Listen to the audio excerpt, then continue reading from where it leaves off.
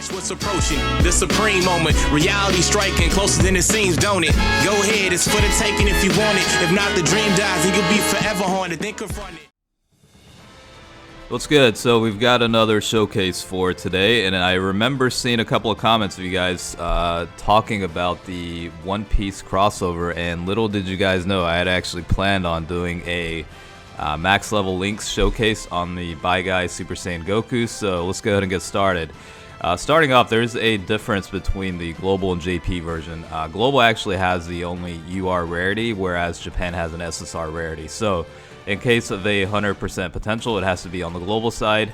And for this guy, leader skills attack increase of 20% for all types.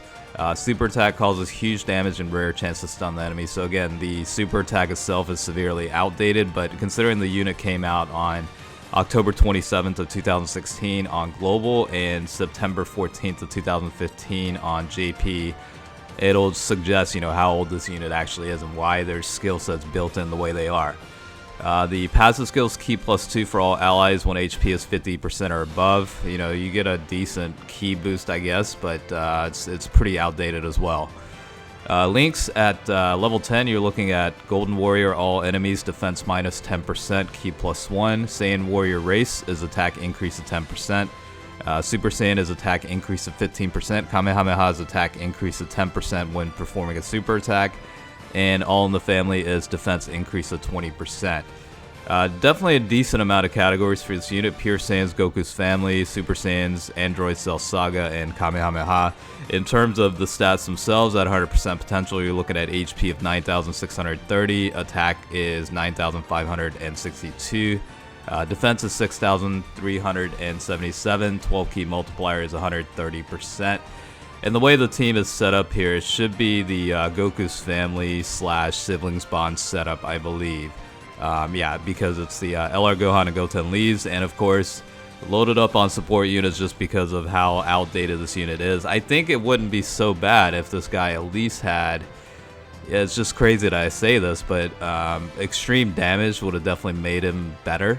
It would have been nice if eventually this guy, I don't know, re-released or they opened back up the event to where, you could essentially Dokkan awaken this guy into a TUR state where, huge damage would either increase to extreme or ideally supreme damage, and then maybe rare chance, upgrade that a little bit. But, just from doing that and adjusting the passive skill a little bit, this guy could certainly be a little bit more current, but because of the event itself being discontinued and never coming back, I highly doubt they'll ever, bring this one back. But, to the point of some of the comments I saw in that one video, having more crossovers and reopening some of the older banners like the Arale stuff and whatnot, it would definitely make,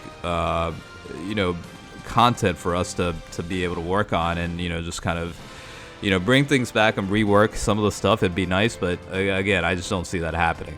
Now, I did say the stats are different between Global and JP. JP only has a SSR rarity endpoint. In terms of the stats, they're actually pretty similar. The only difference is you can't really go through the potential system with the JP version. So I think there's a lesser leader skill by 5%, attack increase of 15% for all types, but in terms of the super attack and passive skill, looks to be literally the same. Again, the only difference is you can't actually go through the potential system on the JP side, whereas Global you can. It's surprising this is the only card with this scenario, because it's a pretty iconic scene, right, with the Bye Guys and whatnot, during the Cell Saga. So I'm a little bit surprised there's only one variation of it, and we've talked about over time that maybe a transforming version of Goku where it's got that as kind of the 12 or 18 Ki super attack whatnot, but it's just crazy that it's never came to about.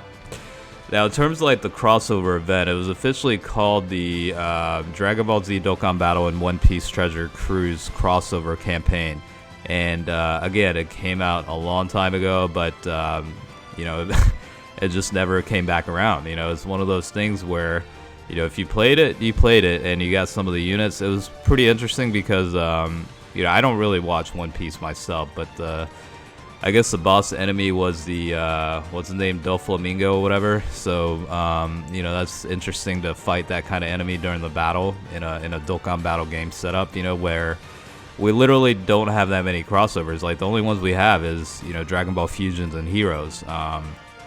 You know, outside of like the whole Dragon Ball Z realm, this is pretty much one of those unique ones, and I don't know if we'll ever see a new variation of that. You know what I mean? So it's just quite interesting as to you know, they actually did this, and I guess, you know, it makes sense they did it early on. You know, when the game itself is gaining popularity, a lot of the game developing you know, companies or whatnot will, you know, utilize collabs across different platforms to kind of increase their marketing a little bit. So I can see why they did this at the time, you know, back in 2015. But even you know, with Dokkan Battle on top, you know, I'd like to see a lot more crossovers. It'd be nice. I guess ultimately it comes down to, like, they don't even need to do crossovers or collabs, you know, across different, you know, games and genres, because of, you know, simply they don't need to take on the additional cost of doing a crossover, whereas they can just come out with a,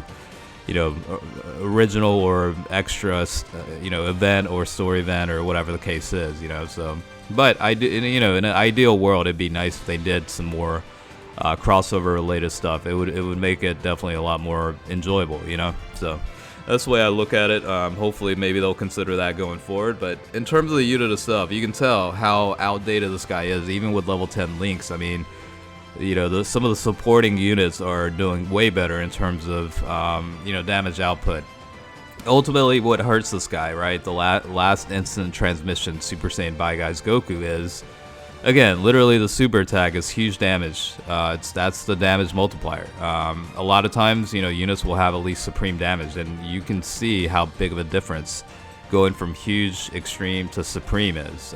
Supreme to immense is also quite different, but, you know, it's a lot more manageable with supreme damage versus something like huge damage. You know what I mean? So that's really, you know, ultimately what really hurts this unit in terms of, like, keeping up with the current meta in the game. Again, if it was simply a Dokkan Awakening occurring, because, I mean, this guy's only a max level 100 currently, so a TUR state of 120 could certainly happen. It's possible, it's just not likely to happen. So if it did, then, you know, obviously I would hope they would upgrade it to supreme damage, just bypass extreme and just jump straight into supreme damage. You know, that'd be great if they did. I think a lot of people would love to have another opportunity to pick up this copy. You know, like, just pick up copies to at least save in their deck. You know, if they don't have any plans on, you know, maxing the unit out to a rainbow state, you know, it's a nice little collection piece to have.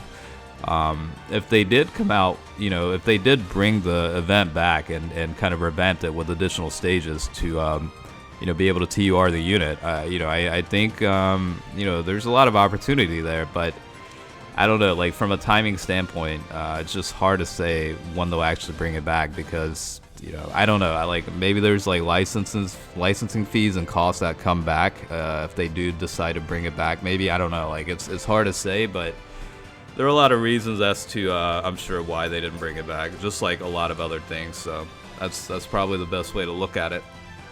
Okay, so Dokkan mode activating, type disadvantage, unfortunately, but decent level of support loaded up on the rotation. So, you know, I've been kind of rambling about the unit itself, but in terms of, like, the attack stats themselves and defense is even pretty much non-existent for this unit, but I mean, about 450k ideally with double support. That's pretty much the limitation of this guy. So, again, it really does highlight how old this unit is and how much of a need there is to, you know, upgrade the unit itself.